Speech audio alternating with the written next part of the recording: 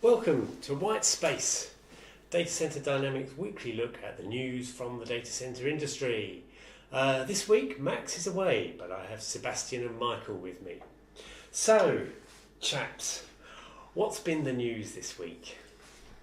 Well, we've had a cloud security study which is basically telling us that perhaps cloud security in the cloud is not as impressive as it should be. I think it's one of the big concerns is the end user access, and being able to secure that on a cloud computing platform is proving difficult for a lot of companies. I think this study by the Ponemon Institute was partly financed by completely financed in fact by Gemalto, which is a digital security company, so that should be taken into account. However, their findings are interesting. What hit me as most interesting was the fact that 56% of the respondents to this survey said that they believe their employer is not sufficiently careful about sharing the information on the cloud with third parties. What interested me about this one was that about 5 years ago we used to get lots of surveys that said cloud is not secure enough, so don't do it. And then we had endless studies saying users are hesitating to use the cloud because they think it's not secure enough. Okay, and this one, it's like a next stage in the evolution because the cloud is secure. I mean, all the tools are there to do it, but I think this survey kind of shows that it's the users who are using it in an insecure way. Ponemon, as you say, it's funded by Gemalto, but Ponemon is highly regarded. It's what they're saying, that they do good research, usually in areas of data breaches. So Ponemon's got lots of information about sort of things that have gone wrong. So they're well up on the foibles of users messing up, and so the message here really is it's the users. Okay. But, I mean, as secure as you can try to be, if you're on the cloud, there's always a danger. And I mean, we're seeing that with Estonia at the moment. Estonia is a very digital country. They have a nice digital ID, use it for travel, use it for booking hospital appointments, use it for everything.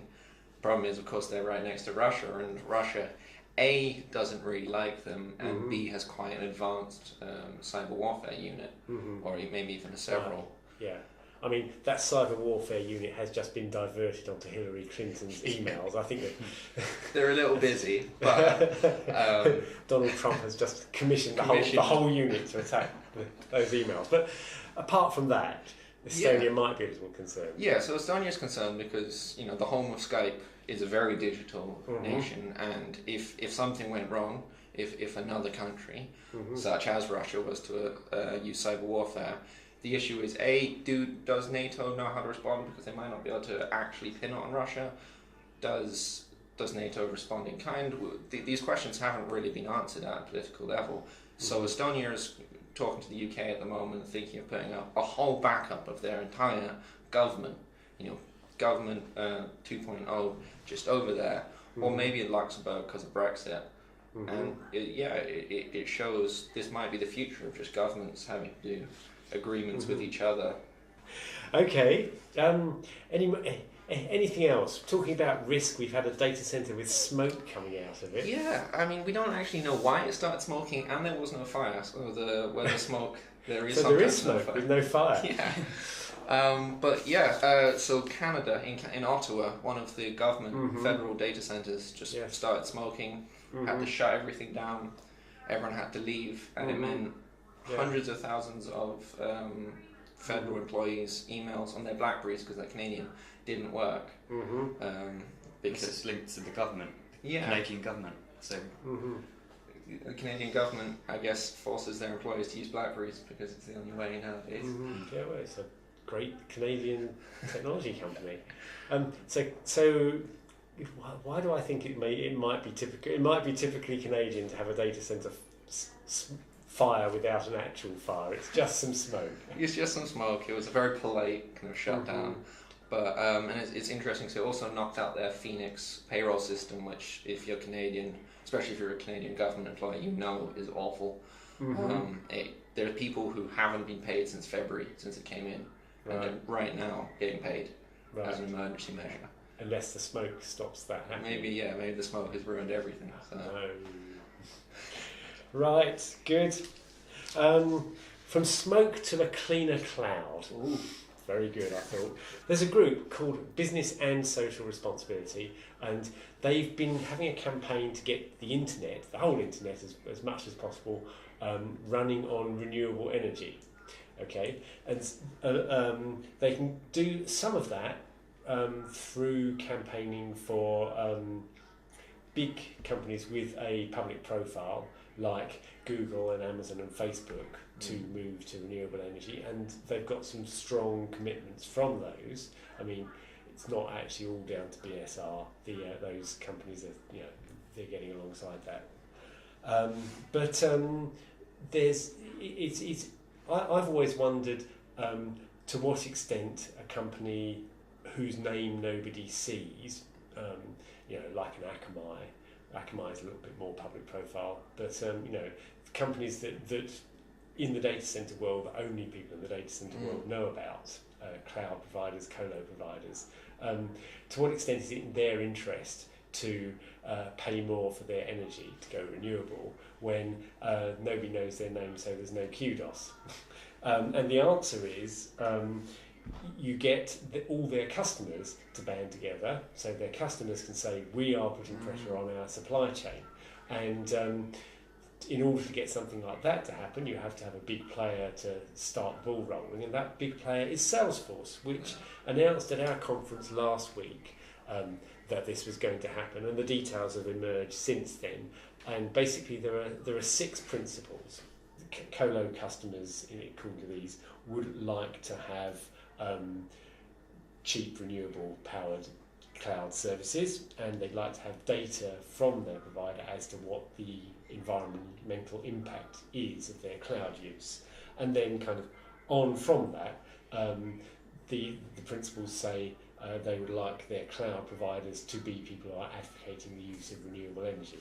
Not so good. We've had a story of extremely bad behaviour by a technician at a major bank. You would think with a technician who's highly intelligent, who's studied for years to perform his function, that he would be more intelligent, but apparently not. This man in Texas, this technician who was working for Citibank, he was called in for a performance review, and he basically surmised from the performance review that the company was going to fire him from his position. So he took the logical step to wipe the routers to kind of which took down 90% of Citibank's North American service. So it took down phone service and I think it's the email service of Citibank. So this massive kind of impact, and so he's now being rewarded with a 21-month. I think I should get this right. With a 21-month federal prison sentence and a $77,000 fine. Maybe a confused person, but I think basically that was what he was trying to highlight in the fact he said, maybe sorry if I made my peers look bad, but sometimes it takes something like what I did to wake the upper management up. Yeah. So it goes along with what you're saying. On the other hand, we don't know what he was like, and it's entirely possible he was looking at the other possibility. How do you guard against people who are completely irresponsible? Well, there is one way, which is to remove people from the equation. I mean, I'm not so sure if I'm a huge fan of the automation of society, but that's a debate for another day.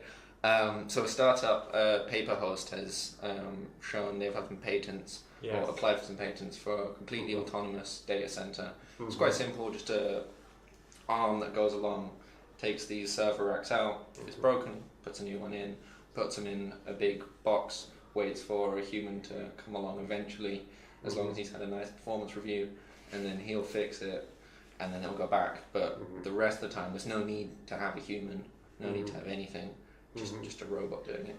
Okay, I mean, it looks like a kind of a couple of patents in a CGI video. Yeah, it was very much a more them trying to market themselves, I felt, but the concept behind it is very interesting for when we look at the future, how much are we willing to remove humans from the equation. I mean, I'm not sure how much that actually does. I mean, servers are already managed remotely, storage is managed remotely, and sort of dud drives are taken out in batches when they're left there until you've got enough to go along the racks and actually take them out. So they're automating the process of moving stuff out of racks, which is a fairly small part of what goes on in a data center, and they're demanding an entirely new racks design in order to do it. So good luck to them, I think. While they might not end up being the future of data centers, I think robots as a whole, though, is quite an interesting sphere to look at.